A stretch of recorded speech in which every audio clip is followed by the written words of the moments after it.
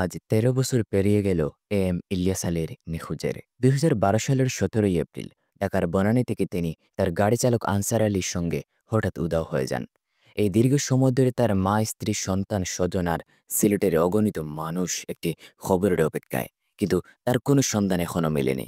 ইলিয়াস আলী ছিলেন একটি নাম, একটি প্রতীক। তিনি ছিলেন সিলেটের মানুষের হৃদয়ের স্পন্দন।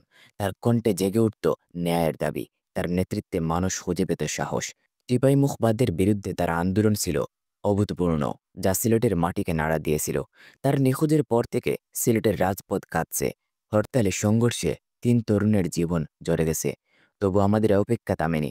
প্রতিটি বছর, প্রতিটি দিন আমরা তার ফিরে আসার অপেক্ষায় পথে চেয়ে আছি। আজ বৃহস্পতিবার সিলেটের কুট পয়েন্টে মানববন্ধনে জেলা প্রশাসকের কাছে স্মারকলিপি দিয়ে উসমানীনগর, গোয়ালাবাজার, বিশ্বনাথে দোয়া মাহফিলে সেই একই আকুতি জানানো হয়েছে ইলিয়াস আলীকে ফিরিয়ে দিন। অক্ষত অবস্থায় ১৩ বছর কেটে গেলেও আমাদের হৃদয়ে তিনি আজও জীবন্ত।